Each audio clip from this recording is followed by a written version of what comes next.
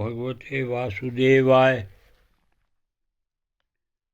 श्रीमद् भागवत महापुराण। भगवान श्री कृष्ण की जय हो, जय हो, जय हो, जय हो। कथा का दूसरा भाग।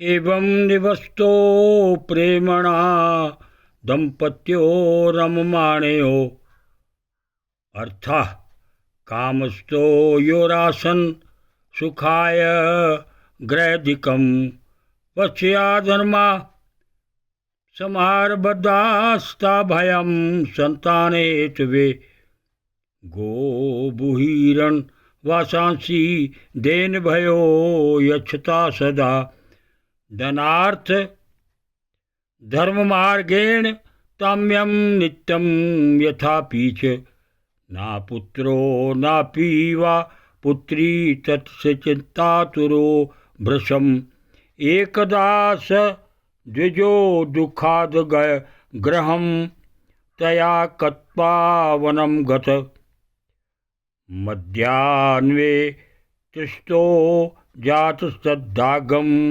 समुपेयमान् पीत्वा जलं निष्णंस्तु प्रजा दुःखेन कर्षता मूर्तदपि तद्रेव सन्यासी कशी तदागता दृष्ट्वा पीतजलं तं तु विप्रो यातस्तन्दिकं तन्नत्वाच पाद्योऽस तस्य निश्चन् संसते पुरा यतिर्वाच कन्तं रोदिष विप्रत्वं काते चिन्तावलसि भत्तं सत्वरं महत्तं स्वस्य दुःखस्य कारणं ब्राह्मणवाच किं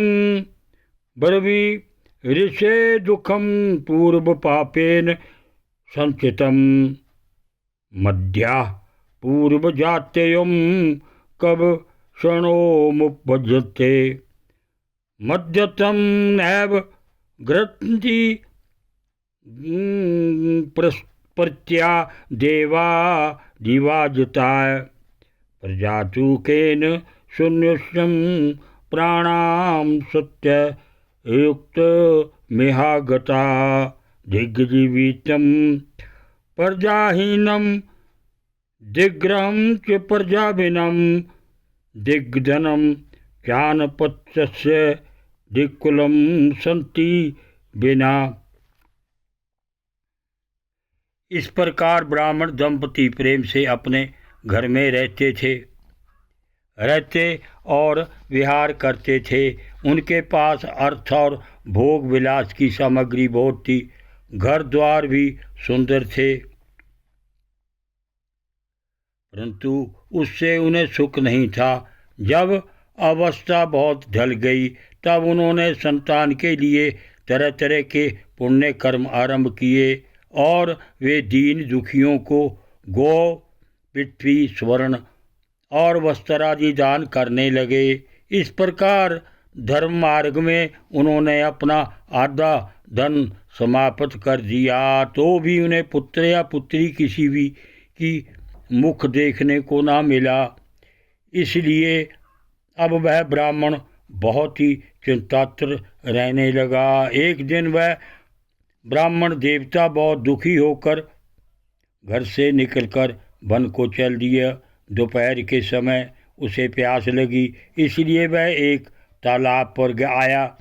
संतान के अभाव के दुख ने उसके शरीर को बहुत सुखा दिया था, इसलिए थक जाने के कारण जल पीकर वह वहीं बैठ गया। दो घड़ी बीतने पर एक सन्यासी महात्मा आए। जब ब्राह्मण देवता ने देखा कि वे जल पी चुके हैं, तब वह उनके पास गया और चरणों में नमस्कार करने के बाद सामने खड़े होकर लंबी लंबी सांसें लेने लगा। सन्यासी ने पूछा, कहो ब्राह्मण देवता, रोते क्यों हो? इसी तुम्हें क्या भारी चिंता है? तुम जल्दी ही मुझे अपने दुख का कारण बताओ। ब्राह्मण ने कहा, महाराज, मैं अपने पूर्व जन्म के पापों से संचित दुख का क्या वर्णन करूं?